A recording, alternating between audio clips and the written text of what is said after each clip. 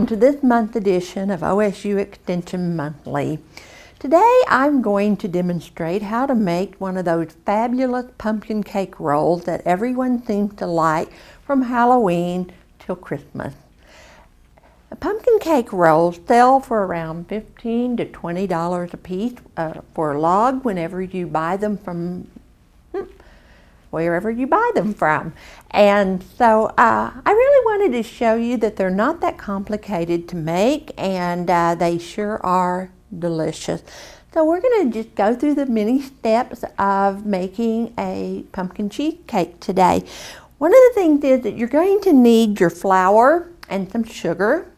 You're using about 3/4 a cup of flour to a cup of sugar in your batter. What we're making will be a sponge cake batter, which is different from a butter cake batter. Now, a sponge cake batter will have no oil or butter put into the batter. So we will have flour with all of our spices. The spices that we use are clove and nutmeg and cinnamon.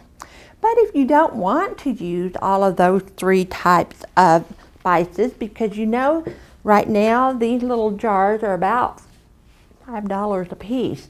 So that's kind of pricey, and if it's not something that you make and use a lot, then you may want to just get a container of pumpkin pie spice, which will have all the spices in it that you would want to use in your pumpkin cake roll.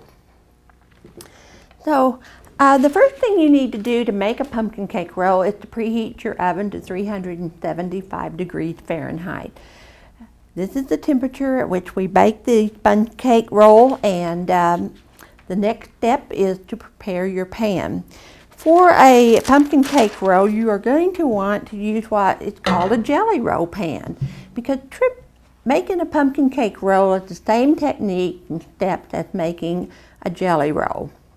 And if you've never had a jelly roll, it's a sponge cake that's rolled up with jelly in it. My favorite is apricot, but other people use other kinds. And it's actually something that I make for my younger brother every Christmas because he really does enjoy them. So you need a pan about 10 by 15, which is what this one is. You're also going to use parchment paper to line your pan, because you do not at any time want your cake to stick in this process. So I've already torn off some parchment paper, and it's okay if you have an overhang. That will work just fine. As a matter of fact, you might find it even helpful to you. You can use wax paper in place of parchment paper, but the benefits of using the parchment paper will be that it will not burn on you, where wax paper could very well burn. Then you're going to coat your parchment paper with some type of flour and cake mixture. You really, really do not want this cake to stick, because you want it to turn out and look pretty. You can use the ingredients that come prepared in flour and shortening together. What I like to use is called cake release. It is a grease and flour mixture that you can just put in there. So what I'm going to do is I need to make sure that it is mixed up well in the container before I put it in there. I'm just going to squeeze some drops of this onto my paper, the parchment paper. Utilizing a pastry brush, I want to make sure that I get the paper covered very, very well. Again, at no point do we want our cake to stick to the paper. As I spread this out, I want to make sure that I get everything covered, even on the extreme edges. Make sure you get it into that corner. Parchment paper will slide around on you, so you're going to have to hold on to it so that it won't do that. You may notice I have my thumb catching it there in that left-hand corner there. So I've gotten that all covered really, really good. And I'm going to set this aside because we don't need it right now, but we will come back and use it here in just a minute. Okay. So now that we have our pan prepared, we need to prepare our batter. Again, I'm going to use the mixer, and it's going to probably be a little loud for us, but we take 3 eggs. The eggs need to be at room temperature. They will mix up better and be better for us at that temperature. We want a thick, fluffy, and pale batter when we're all done. So I've gotten my 3 eggs in there. I'm going to add 1 cup of sugar and a teaspoon of vanilla, which I didn't get it. So that's about a teaspoon. And so we're going to beat this. It takes approximately 5 minutes to get it light and fluffy and, well, thick the way it needs to be. In addition to our program today on making a pumpkin roll, I wanted to talk about some winter safety tips. And one of the main safety tips that we need to know is that you need to pay attention to the weather and what's going on. And you can do that by watching television, get on your computer, there's apps that show our weather, etc. What I'm doing right now is adding about 2/3 of a cup of pumpkin mix, or pumpkin, it's puree, it's not pumpkin mix. You definitely want to make sure that you only buy the pumpkin puree. You can make your own using a pie pumpkin if you'd like, but I just think it's easier and quicker to go ahead and use the canned pumpkin. I'm going to stir this up. Also make sure when you're out in the winter and you're driving that you make sure that you have a blanket in your vehicle, because you never know when you might get stranded. Just today on my way to work, there was a young lady in her pickup and it had died on her at an intersection and she was not able to move. And I was thinking about, you know, if you were caught out somewhere, of course she was in town where people would come and see her, but if you were caught out somewhere where no one could come and see you, then you might have to sit there for a while before you could get some help. Make sure you have your cell phone charged up. It doesn't do you any good if you can't use it. I have added the 2/3 a cup of pumpkin to that. It's really changed the color of our batter here. It's a beautiful color. I love the color of orange, and I made sure that this is thick, but it's still fluffy. You can see it has air bubbles in there. You don't want to waste any time at this point. You want to make sure that you get your batter put together and made so that you can get it in the oven. I've already pre-measured my flour. As I said, there was 3/4 a cup of flour, and there's a baking powder, baking soda, and all of my spices.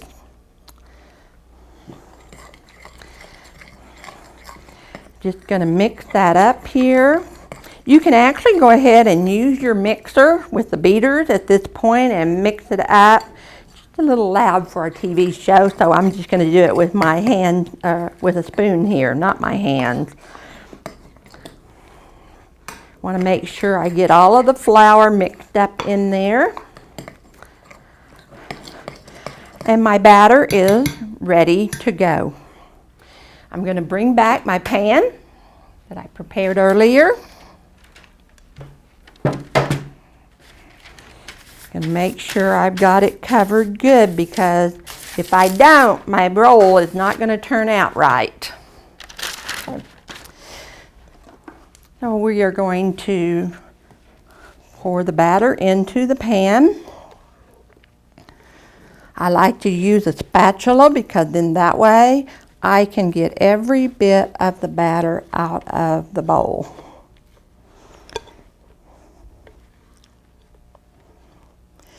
After you get it put into the pan, then you want to make sure that you spread it out.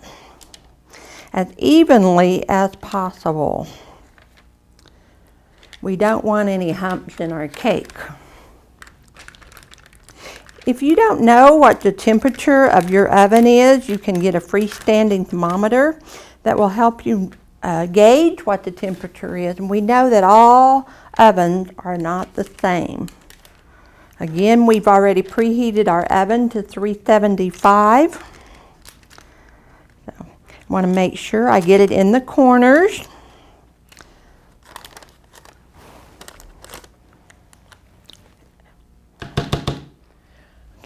The last thing I do before this pan goes into the oven is I'm going to bounce it on the table a time or two.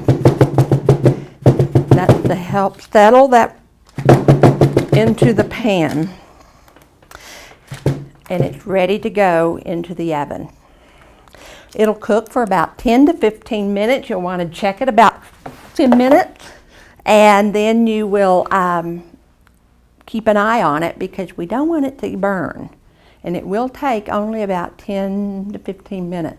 The ones that I made here today for demonstration purposes, I did actually cook them about the entire 15 minutes.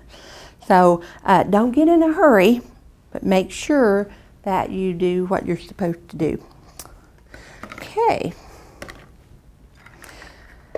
Once the cake is done, or while it's cooking, what you want to do is to put down a towel, a tea towel of some, and you're going to want to sprinkle that tea towel very, very heavily with powdered sugar. Because just like we don't want the cake to stick in the pan, we don't want it to stick to our towel. And this is what will help us to roll up the roll. So I'm just going to spread some powdered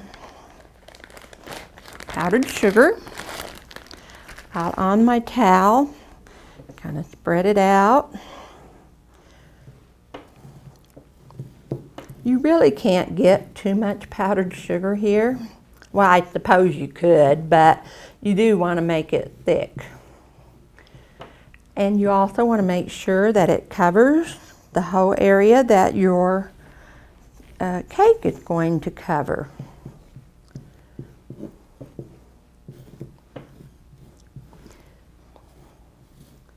As I spread this out, it is going to be in preparation for the cake that I have just put into the oven. So what happens after my cake is done, I'm going to take it out of the oven and immediately I'm going to dump it onto my powdered sugar covered dish towel. Because that one is going to take a while to bake, I'm just going to go ahead and wrap this up like this so that I can use it later. Because I want to show you, this is what I've done. I have rolled up the cake. You want to make sure that you keep it. You probably need to let it sit in the pan about 5 or 10 minutes before you dump it onto your powdered sugar tea towel. That will help it to keep from cracking. And not only that, but it will help it to roll better. And then you want to leave it at least about 30 minutes to cool before you try to unroll it.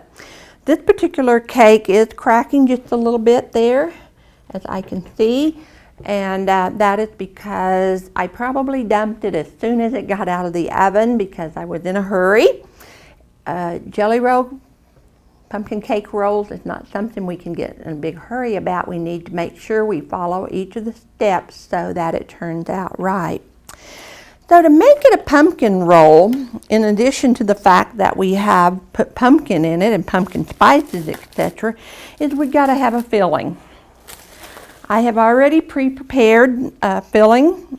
This is cream cheese, 8 ounces of cream cheese, a cup of powdered sugar, 2 tablespoons of butter, and vanilla flavoring.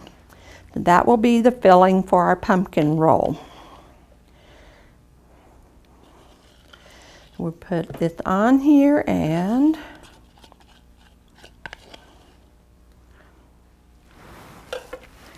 we will begin to spread it out. You do not want to spread it completely out to the edges. Leave about a half an inch or an inch on each end and side.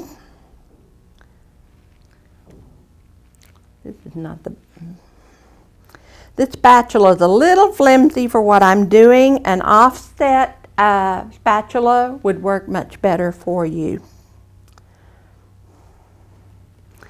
So we're going to spread this as evenly as we can.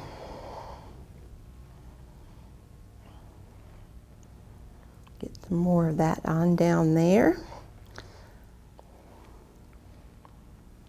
It smells wonderful. There's nothing like, say, in the holidays than to have pumpkin smell in your house and pumpkin spice smells. So, got it a little thick there. I'm going to spread that on over there. And we're going to call that good for right now. And then we come back and we roll the cake. And I told you it was going to break, and it did.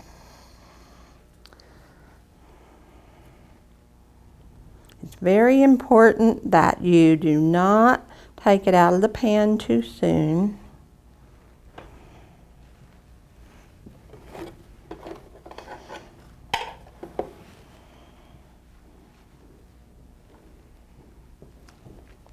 But there's my pumpkin roll. Now, to make it presentable, or if you were going to give it a gift or whatever, you typically do want to remove the end pieces that, you know, they don't always measure up just correctly or look as nice as the rest of them, so you can actually trim that off. Let's see what I... And then the last thing you want to do is to sprinkle it with some powdered sugar. Or if you wanted to make it more festive looking, you could certainly use frosting to decorate with, which is I've done with this particular one. This is a pumpkin roll, and this is a pumpkin roll. This is your traditional one because traditionally they do have powdered sugar sprinkled on them, but non-traditionally they may put, this is some cream cheese frosting that I put on there, and I've just used my decorator bag to make the little twist on there, and some whole pecans. So just want to make some little squiggles on there. And you made it look pretty attractive. So whether you're giving them for gifts or whether you're going to have them, serve them for yourself, they're really not that hard to make. The key thing to remember is that to keep them from cracking, you need to let them sit in the pan for about 10 minutes, then put them over onto your powdered sugar covered tea towel, and then roll them up and leave them rolled up for at least 20 minutes or 30 minutes at minimal. So I think we're ready to enjoy our pumpkin cake rolls. And as you can see, they really were not that hard to do. I've shown and demonstrated to you today how to make a pumpkin cake roll, and you can tell that it's really, really easy to do. Let's shift gears a little bit. I've been talking about some winter safety, and there's some things that maybe you might be interested in thinking about. And one being, not only do we have to take care of ourselves by wearing our coats and our gloves and our hats, but we also need to make sure that we, as individuals, get enough hydration. Not only do we have to worry about ourselves getting enough water to drink, we need to make sure that we have our cattle and our pets, our dogs and our cats and other pets,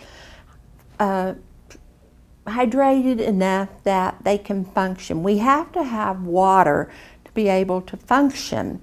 And so we do really need to make sure that we are taking care of our fur babies out there. One of the things, my daughter is a veterinarian, and I saw something on Facebook just this last week, and I asked her if it was true, and was talking about the peanut butter and how it can be toxic to our dogs. So we want to be very careful. Also, some of the vitamins and other things that are out there for the dog and cat, you may want to check with your veterinarian before you give them that to make sure that it doesn't contain something in it that might cause your dog or your cat or whatever to have some issues. Some other things that you might keep in mind is that whenever the winter weather gets cold, driving becomes hazardous. It becomes hazardous when we have to get out and feed our animals, but it also becomes hazardous as we travel on the roadways. So I really would like to caution you about how you travel. The one thing I see the most that really distresses me at times is that the speed that people drive when the roads are not at their best. I do know that there's a speed limit, but I don't think that when the weather is adverse and our roads are slick and hazardous that we need to be driving the speed limit. You just can lose control of your vehicle in just so quickly whenever you are driving down the road at too high of a rate of speed. So this winter, slow down. That way you don't have to buy a new car, you don't cause injury to yourself or to others. Also, during the winter, whenever you go out, you want to make sure that if the wind is blowing and the temperatures are below zero, that you're covering every part of your body, because it can freeze burn your face, your hands, whatever is exposed in just a matter of seconds. So make sure when you're out in the weather that you are dressed appropriately. When you go shooting, hunting, right now it's hunting season, deer season is out there, everybody's out hunting. Make sure that you dress appropriately for the weather. It doesn't really matter what you're doing. If you're outdoors, you need to dress appropriately for the weather. I like to hunt. My husband hunts, and he definitely wears clothing that you can always take off if you get too much on, but you want to make sure that you have enough on to cover up those extremities so that you don't get freeze burn from those. I'd like to remind you that the OSU Extension Office is here to meet your needs and to help answer your questions. One of the things that we have coming up is that actually in January, I will be presenting a program here at the OSU Extension Office on food waste and how we can avoid so much food waste. People, we waste too much food. We really, really do in America. We just waste too much food. So there are some steps and techniques that we can use that will help us to not waste that food. Now, I'll guarantee you we're not going to waste any of these pumpkin cake rolls because they will be delicious. Also, on January the 30th, we will have our annual Women in Ag Conference. One of the new things that we're doing this year is we're adding a business component to that, as well as having childcare available. We've added it to the conference to make it more user-friendly for each one and every one of you. So be watching for more details on that. We will be advertising very soon on that. If you would like a copy of a pumpkin cake roll recipe, you certainly are welcome to stop in at the Texas County OSU Extension Office at 301 North Main. Or if you're viewing this in one of our other counties that PTCI reaches, like Cimarron or Beaver County, you can go into their extension office as well. We hope that you've enjoyed this segment of OSU Extension Monthly, and we'll look forward to seeing you next month.